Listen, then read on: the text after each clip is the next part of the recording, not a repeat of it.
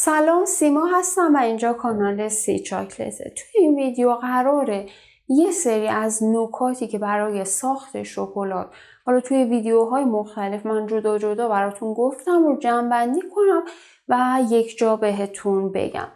من تا اونجایی که تونستم حالا اولویت بندی کردم و تقریبا میشه گفت تمام نکات رو توی این ویدیو گفتم، ولی ممکنه یه چند تا نکته از قلم افتاده باشه. اگر شما این کار باهاش مواجه شدین و من بهش اشاره ای نکردم، حتما توی کامنت از من بپرسین. با من همراه باشید.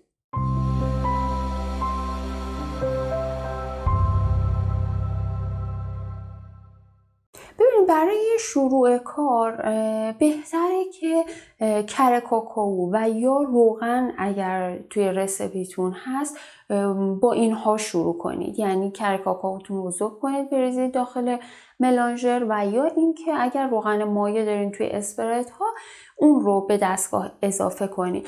اینطوری دستگاهتون تحت فشار کمتری کار انجام میده و بعد مابقی مواد رو اضافه کنید. استفاده از سشوار رو در حین کار با ملانژر اصلا دست کم نگیرید. ببینید، در شروع کار سنگ غلتک ها و کف دستگاه ممکنه خیلی سرد باشه و شما اگر کره کاکائو، کوکونیبز رو داخل دستگاه بریزین ممکنه اون کره کاکائو از نیبز خارج بشه، ولی به دلیل اینکه اون سنگ ها سرد هستن به حالت جامد در میاد و دستگاه خوب نمیتونه کار انجام بده. برای همین شما وقتی که سشوار رو داخل دستگاه به سمت سنگ ها میگیرین و محیط رو یک کمی گرم تر میکنین، موادتون روون تر میشه. این کار رو تا وقتی که محفظه داخل دستگاهتون یک کمی گرم بشه و موادتون کاملا با هم ترکیب بشه باید به صورت متناوب انجامش بدین. همیشه برای شروع ساخت شکلات، حالا مخصوصا شکلات هایی که کوکونیبز داخلش استفاده میشه، مثل شکلات تلخ، شکلات شیری، یک سری از اسپرت ها، ببینید همیشه گفتم که یک پری گرایند روی نیبز هاتون انجام بدید. یعنی با یک دستگاه دیگه نیبز ها رو تا جایی که میتونید پودرش کنید و بعد داخل دستگاه بریزید. ببینید برای یعنی توی استفاده از ملانژر واقعا پری گرایند لازم نیست، اما چون این ملانژرهای خانگی هستن و تقریبا یک کمی ضعیفتر از نوع کارگاهی و صنعتیش هست، برای اینکه عمر دستگاهتون طولانی تر بشه بهتره که پری گرایند رو انجام بدین که نیبزتون زودتر به روغن بیفته و حالت روونتری پیدا کنید.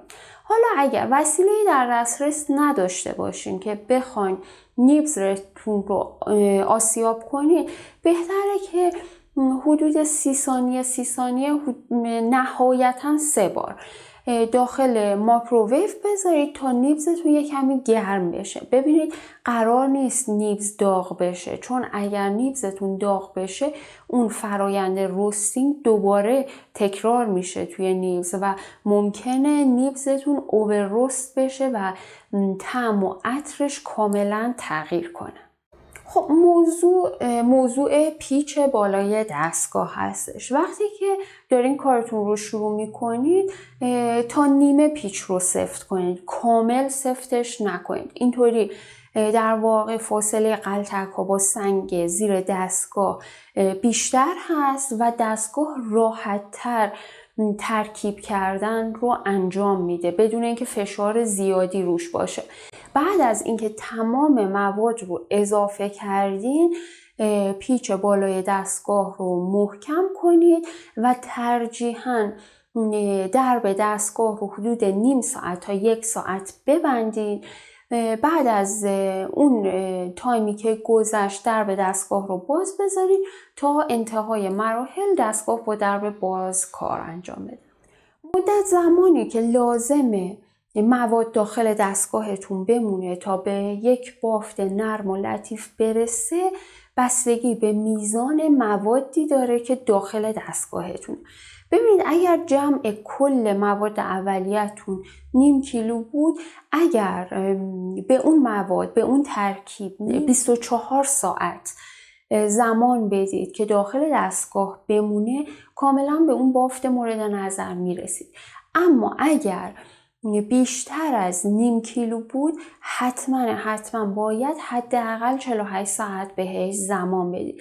که پیشنهاد من بهتون این هستش که اگر دارین از ملانژر خانگی استفاده میکنید، برای اینکه این 48 ساعت رو پر کنید، بعد از اینکه 24 ساعت دستگاه کار کرد، حتما 24 ساعت بهش استراحت بدین و مجدد موادتون رو ذوب کنین و 24 ساعت دیگه داخل دستگاه بدید. بعد از اینکه شکلاتتون آماده شد، حتما از صافی فلزی ردش کنید. ببینید برای خود من به شخص این اتفاق افتاده. ممکنه از هر 10 باری که من شکلات درست کنم، 1 بار این اتفاق پیش بیاد که من از صافی رد میکنم و چند تیکه نیبز آسیاب نشده ببینم. برای همین اگر چند بار رد کردین و دیدین که موادتون کاملا یک دسته، این ریسک رو نکنید که این مرحله رو حذف کنید. حتما موادتون رو از صافی فلزی رد کنید و بعد برین سراغ مرحله بعدی.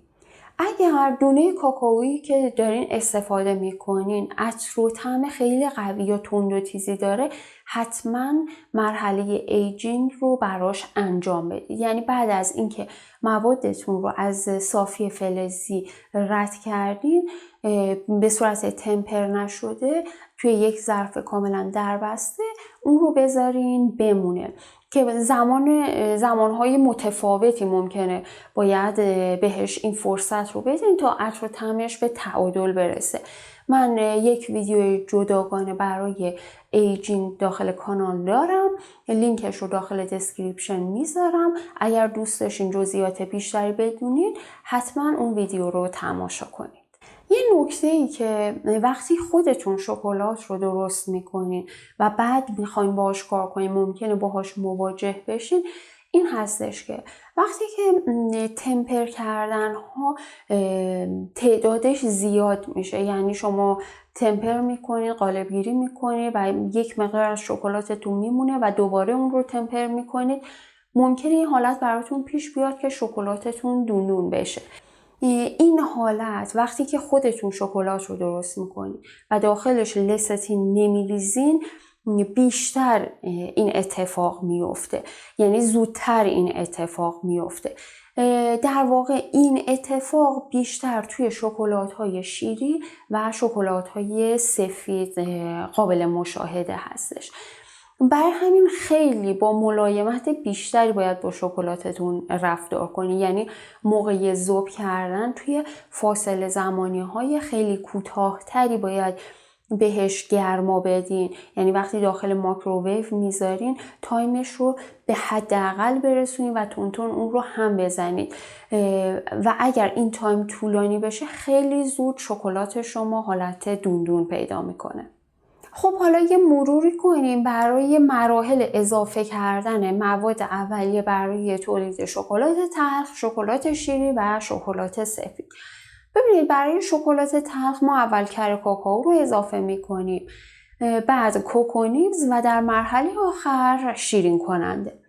برای شکلات شیری کره کاکائو، کوکو نیبز، شیر خشک و بعد شیرین کننده. اما برای تولید شکلات سفید وقتی که کره کاکائو رو اضافه کردیم، باید شیرین کننده رو به کره کاکائو اضافه کنیم و در آخر شیر خشک رو به اون اضافه میکنیم. در واقع برای ساخت شکلات تلخ و شیری، شیرین کننده در آخرین مرحله اضافه میشه، اما برای شکلات سفید شیر خشک هستش که در مرحله آخر اضافه میشه.